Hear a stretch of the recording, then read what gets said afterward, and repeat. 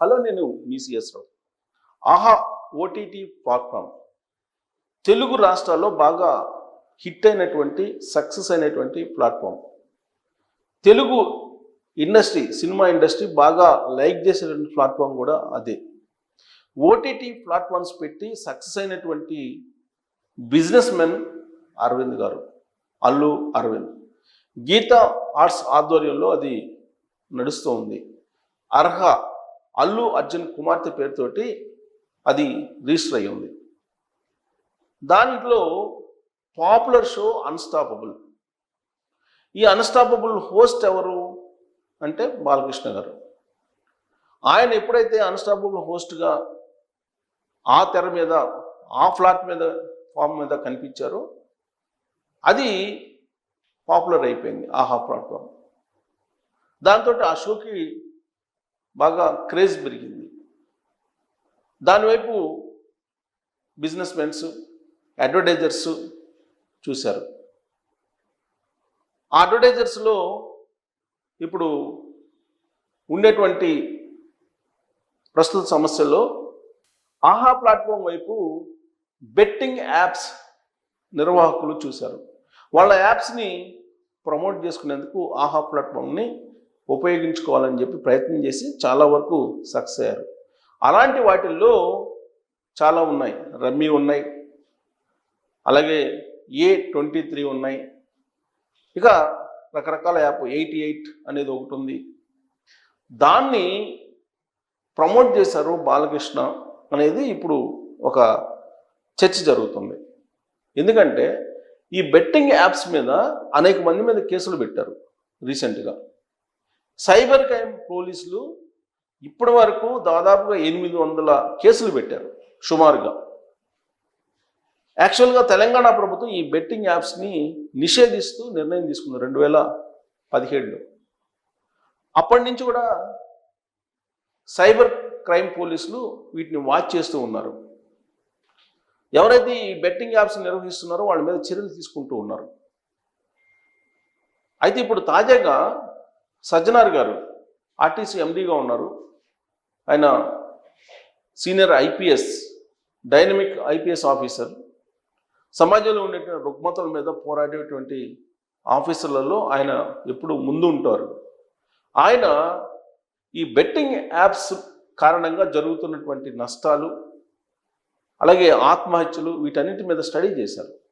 Study చేసి ఈ betting యాప్స్ని నిషేధించాలి, ఈ నిర్వాహకుల్ని అరెస్ట్ చేయాలి, వాళ్ళని కట్టడి చేయాలనేటువంటి ఉద్దేశంతో ఆయన ఒక హ్యాష్ ట్యాగ్ని క్రియేట్ చేసి బ్యాన్ బెట్టింగ్ యాప్స్ అనేటువంటి దాన్ని ప్రమోట్ చేశారు. ప్రమోట్ చేసి ఈ సోషల్ మీడియా వేదికగా చేసుకొని ఈ బెట్టింగ్ యాప్స్ని వ్యతిరేకిస్తూ ఒక ఉద్యమం చేయాలి అని పిలిపించారు.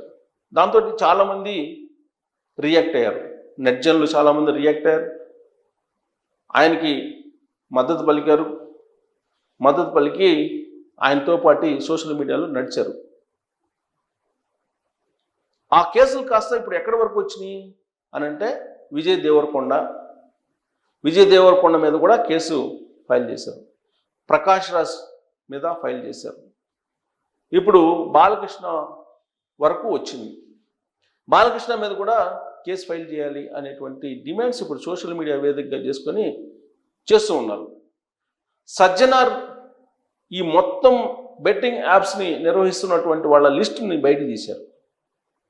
వీళ్ళంతా కూడా సోషల్ మీడియా ఇన్ఫ్లుయెన్సర్లు అని ఐడెంటిఫై చేశారు.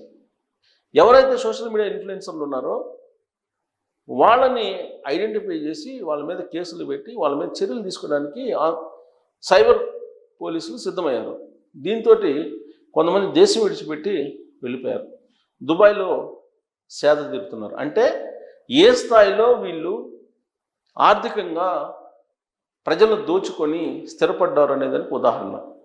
ఒక మామూలు యూట్యూబ్ ఇన్ఫ్లుయెన్సర్లు కొన్ని కోట్ల రూపాయలు సంపాదించకపోతే ఇక్కడ కేసు ఫైల్ చేస్తున్నారని చెప్పి తెలియగానే ఇమీడియట్గా దేశం విడిచి దుబాయ్ వెళ్ళి దుబాయ్లో ఉన్నారు అని అంటే మరి అక్కడ షెల్టర్ జోన్ వాళ్ళకు ఉండాలి కదా. ఇక్కడి నుంచి అక్కడికి వెళ్ళటానికి ఫ్లైట్ టికెట్స్ ఏంటి, అక్కడ రిసీవర్స్ ఎవరు, వీళ్ళందరూ ఒక ఒక టీం లాగా ఉంది అని చెప్పి మనం అనుకోవటానికి అవకాశం ఉంది కదా. అంటే బెట్టింగ్ యాప్స్ ప్రమోషన్ చేయడానికి ఇన్ఫ్లుయెన్సర్స్ ఉపయోగపడుతున్నారు. నిర్వాహకులు ఎవరో ఉన్నారు, దావుద్ ఇబ్రహీం లాంటి అండర్ వరల్డ్ డాన్స్ ఎవరో ఉన్నారు. దుబాయ్ కేంద్రంగా చేసుకొని ఈ బెట్టింగ్ యాప్స్ వ్యవహారం నడుస్తుంది. దాన్ని ఐడెంటిఫై చేసినటువంటి సైబర్ పోలీసులు వరుసగా కేసులు పెడుతున్న సందర్భంగా నెల్లూరు సంబంధించినటువంటి శ్రీరాంబాబు అనేటువంటి అతను ఒక కంప్లైంట్ చేశారు. ఈ బెట్టింగ్ యాప్ కారణంగా బాలకృష్ణ గారు ఆహా వేదిక నుంచి ప్రమోట్ చేసినట్టు దాని కారణంగా తాను 80 లక్షలు నష్టపోయానని చెప్పి ఒక కంప్లైంట్ చేశారు. కాబట్టి బాలకృష్ణ గారి మీద కేసు ఫైల్ చేయాలి అని చెప్పి, దీంతో అసలు ఈ బెట్టింగ్ యాప్ నిర్వాహకులు లేదంటే వాటిని ప్రమోట్ చేసినటువంటి వాళ్ళ మీద ఎలాంటి చర్యలు తీసుకోవాలి, అసలు ఇది చట్టబద్ధమేనా కాదా అనేటువంటి ఒక చర్చ ఇప్పుడు జరుగుతోంది. పోలీసులు అయితే సైబర్ యాక్ట్ కింద 10 మీద కేసులు అయితే బుక్ చేశారు. ఇప్పుడు ఈ మొత్తం వ్యవహారం తిరిగి ఆహా ప్లాట్ 1 దగ్గరికి వచ్చింది. దీంతో పుష్ప సినిమా గుర్తొస్తుంది జనాలకి. కారణం ఏంటి? పుష్ప రిలీజ్ సందర్భంగా అల్లు అర్జున్ చేసినటువంటి ప్రదర్శన క్రాస్ రోడ్స్లో ఒక బాలుడి ప్రాణం తీసేలాగా చేసింది. చావు బతుకుల మధ్య ఇప్పటికీ ఉన్నారు, చికిత్స పొందుతూ ఉన్నారు. రేవతి అనేటువంటి ఒక మహిళ ఆల్రెడీ చనిపోయింది. దాని మీద అటు తెలంగాణ ప్రభుత్వానికి ఇటు అల్లు ఫ్యామిలీకి ప్రత్యేకించి అల్లు అర్జున్కి మధ్య ఒక వార్ లాగా నడిచింది. చివరికి అసెంబ్లీలో చర్చించే స్థాయికి వెళ్ళిపోయింది. ఆయన ఏమన్నా పాకిస్తాన్ భారత్ సరిహద్దుల్లో పోరాడేటువంటి జవానా అని చెప్పి అల్లు అర్జున్ని ప్రశ్నించే స్థాయికి రేవంత్ రెడ్డి గారు వెళ్ళారు. సీన్ కట్ చేస్తే అల్లు అర్జున్ని తీసుకెళ్ళి జైల్లో పెట్టారు. జైల్లో పెడితే జైల్లో ఒక నైట్ గడిపి జైలు నుంచి బయటకు వచ్చారు. బయటికి వచ్చిన తర్వాత కూడా అటు ప్రభుత్వానికి ఇటు సినిమా ఇండస్ట్రీ అని చెప్పి అనలేం, కానీ అటు ప్రభుత్వానికి ఇటు అల్లు అర్జున్ ఫ్యామిలీకి మధ్య కొంత గ్యాప్ అయితే ఉంది అని చెప్పి బాగా ఫోకస్ అవుతుంది. ఆ గ్యాప్ మరి పూడిందా అంటే పోడలేదు. ఆ తర్వాత రేవంత్ రెడ్డి గారిని కలవడానికి సినిమా పెద్దలు వెళ్ళారు. వాళ్ళల్లో అల్లు అరవింద్ గారు కూడా ఉన్నారు. కానీ సినిమాకు సంబంధించిన బెనిఫిట్ షోలకు కానీ లేదా సినిమా టికెట్లు పెంచుకునేదానికి కానీ మాట్లాడుకోవడానికి మాత్రం వెళ్ళారు అని చెప్పి అప్పట్లో వినిపించినటువంటి మాట.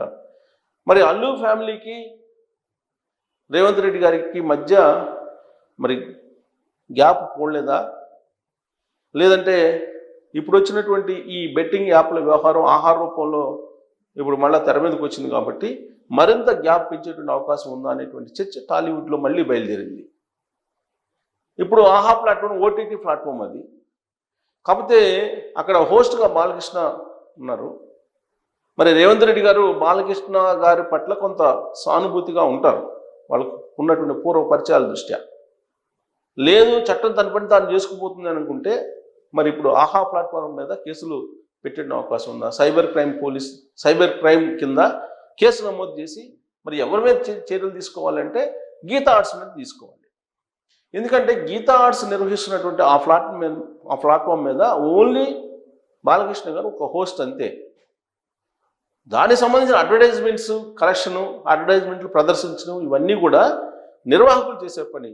అయితే ఇక్కడ బాలకృష్ణ గారి చేత హోస్ట్ హోదాలో ఆయన చేత ఈ ప్రమోట్ చేయించారు ఈ యాప్స్ని. అక్కడ మరి చట్టాన్ని ఏ విధంగా వర్తింపజేస్తారు అనేది ఒక పెద్ద ప్రశ్న, పెద్ద సవాల్. ఎందుకంటే హోస్ట్ హోదాలో ప్రమోట్ చేసినటువంటి బాలకృష్ణ గారు కనిపిస్తున్నారు స్క్రీన్ మీద, కానీ తెర వెనుక దాన్ని ప్రమోట్ చేయమని చెప్పి ఒక హోస్ట్గా గైడెన్స్ ఇచ్చినటువంటి వాళ్ళు తెర వెనుక ఉన్నారు, బ్యాక్ ఎండ్ టీమ్ అన్నది. ఆ బ్యాక్ ఎండ్ టీం ఎవరంటే గీతా ఆర్ట్స్ ఎవరిదంటే అల్లు అరవింద్ గారు. మరి ఈ కోణం నుంచి ఆలోచించి రేవంత్ రెడ్డి గారు మరోసారి అల్లు ఫ్యామిలీకి సంబంధించి చర్యలు తీసుకునేటువంటి అవకాశం ఉందా, అల్లు ఫ్యామిలీ ఈ కేసులో ఇరుక్కునేటువంటి అవకాశం ఉందా అనేటువంటి ఒక చర్చ అయితే జరుగుతూ ఉంది. మరి రేవంత్ రెడ్డి గారు అయితే ప్రస్తుతం బిజీగా ఉన్నారు వేరే రాజకీయాల్లో. మరి ఇటువైపు చూస్తున్నారని అంటే ప్రస్తుతం అయితే బెట్టింగ్ యాప్స్ వ్యవహారం అయితే రాష్ట్ర వ్యాప్తంగా సంచలనంగా మారింది, చర్చనీయాంశంగా మారింది. సజ్జనార్ గారు ఏ రోజైతే దాన్ని ఇనిషియేటివ్గా తీసుకున్నారో ఆ రోజు నుంచి చర్చ మొదలైంది. ఇప్పుడు రాష్ట్ర వ్యాప్త చర్చగా మారింది. అలాగే ఇది దేశవ్యాప్త చర్చగా కూడా మారుతూ ఉంది. ఎవరో ఒకరిని సెలబ్రిటీస్ని అరెస్ట్ చేస్తే ఖచ్చితంగా ఇది దేశవ్యాప్త చర్చ అయ్యేటువంటి అవకాశం లేకపోలేదు, పుష్ప సినిమాల మాదిరిగా. మరి ఆ స్థాయికి వెళ్తారనంటే గత ప్రభుత్వం డ్రగ్స్ కేసులో సినిమాకు సంబంధించిన సెలబ్రిటీస్ని అనేక మందిని పిలిచి వాళ్ళ గోర్లు వెంట్రుకలు తీసుకుని ఫోరెన్సిక్ ల్యాబ్కు పంపించింది. డ్రగ్స్ కేసులో సినిమా ఇండస్ట్రీ పెద్దలు చాలామంది ఉన్నారు అని చెప్పి రకరకాలుగా ప్రచారం చేశారు. సీన్ కట్ చేస్తే ఆ కేసు ఏమైందో కూడా తెలియదు. హైకోర్టు హెచ్చరించినా కానీ అప్పట్లో ఉన్నటువంటి కేసీఆర్ గారి ప్రభుత్వం ఆ ఫైల్స్ కాలిపోయాయని చెప్పింది. సో కాబట్టి ఈ కేసుల్ని ఒక స్థాయికి తీసుకెళ్లి సెలబ్రిటీలకు సంబంధించిన కేసుల్ని ఒక్కసారిగా అటకెక్కించడం అనేది మనం డ్రగ్స్ కేసులో చూసాం. మరి ఇప్పుడు బెట్టింగ్ యాప్స్ వ్యవహారంలో కూడా ఇప్పుడు యూట్యూబ్ ఇన్ఫ్లుయెన్సర్స్ ఎవరైతే ఉన్నారో వాళ్ళు అరెస్ట్ అయినా కానీ పెద్ద ఎఫెక్ట్ ఉండదు. కానీ విజయ్ దేవరకొండ, ప్రకాష్ రాజ్ లాంటి వాళ్ళు లేదా బాలకృష్ణ లాంటి వాళ్ళ మీద కేసులు పెడితే మాత్రం ఇది ఒక చర్చనీయాంశం అయ్యేటువంటి అవకాశం ఉంది. ఒకవేళ అదే జరిగితే కనుక అల్లు అరవింద్ ఫ్యామిలీ మరోసారి మళ్ళీ తెర మీదకు రాబోతుంది ఈ బెట్టింగ్ యాప్స్ ప్రమోషన్ రూపంలో. ఎందుకంటే ఆహా ప్లాట్ఫామ్ మీద బెట్టింగ్ యాప్స్ని ప్రమోట్ చేస్తున్నారు కాబట్టి. ఇదంతా కూడా ఇప్పుడున్నటువంటి గవర్నమెంట్ మీద ఆధారపడి ఉంటుంది. వాస్తవంగా బ్యాన్ చేశారు బెట్టింగ్ యాప్స్ని. గవర్నమెంట్ పరంగా చూస్తే బ్యాన్ చేసినటువంటి యాప్స్ని ప్రమోట్ చేయటం అనేది ఖచ్చితంగా చట్టవిరుద్ధమే అని చెప్పి మనం అనుకోవాలి, భావించాలి. మరి చట్టవిరుద్ధమైన కార్యక్రమాలు చేస్తే మరి చట్ట ప్రకారం అయితే చర్యలు తీసుకోవాలని చెప్పి ఎవరైనా అనుకుంటారు. కానీ దానికి అనుగుణమైన చట్టాలు ఏమున్నాయి, దాన్ని ఎంతవరకు బాధ్యతలు చేయొచ్చు అనేది కూడా ఆలోచిస్తున్నారు. ఇప్పుడు న్యాయ నిపుణులు, అట్లాగే పోలీస్ ఎక్స్పర్ట్స్, ప్రభుత్వంలోని పెద్దలు అందరూ కూడా దీని మీద చర్చ జరుగుతుంది వాళ్ళ మధ్య. కారణం ఏంటంటే ఇప్పుడు ఇదేదో ఒక తెలంగాణ రాష్ట్రానికి సంబంధించిన అంశం కాదు, దేశవ్యాప్తమైనటువంటి సమస్య. జనరల్గా సుప్రీంకోర్టు ఇచ్చినటువంటి తీర్పు ప్రకారం ఒక ప్రోడక్ట్ని ప్రమోట్ చేసేటువంటి సెలబ్రిటీ ఆ ప్రోడక్ట్ యొక్క నాణ్యత ఎంత అనేది కూడా పరిశీలించాలి. ఎంఓఐ రాసుకున్నప్పుడే ఆ ప్రోడక్ట్లో ఉండే నాణ్యతను పరిశీలించిన తర్వాతనే సాటిస్ఫై అయితేనే ప్రమోట్ చేయాలి. లేదంటే ప్రోడక్ట్ ప్రమోట్ చేసినటువంటి సెలబ్రిటీ కూడా రెస్పాన్సిబిలిటీ తీసుకోవాలనేది సుప్రీంకోర్టు ఇచ్చినటువంటి తీర్పు. అయితే ఇక్కడ లోన్ యాప్స్కి వచ్చేటప్పటికి డిఫరెంట్. అనేక మంది ఆత్మహత్యలు చేసుకున్నారు, దాదాపు 1000 మంది వరకు ఆత్మహత్య చేసుకున్నారని చెప్పి పోలీసులు గుర్తిస్తూ ఉన్నారు ఆన్ రికార్డ్. మరి ఇంతమంది ఆత్మహత్యలు చేసుకుంటే ఈ బెట్టింగ్ యాప్ల కారణంగా వీటిని బ్యాన్ చేయాలని ప్రభుత్వం నిర్ణయం తీసుకున్న తర్వాత కూడా వాటిని ప్రమోట్ చేస్తూ కోట్లాది రూపాయలు సంపాదిస్తున్నటువంటి వాళ్ళని మరి ఏం చేయాలి? దీని మీద మీ అభిప్రాయం తెలియజేయచ్చు. Thank you.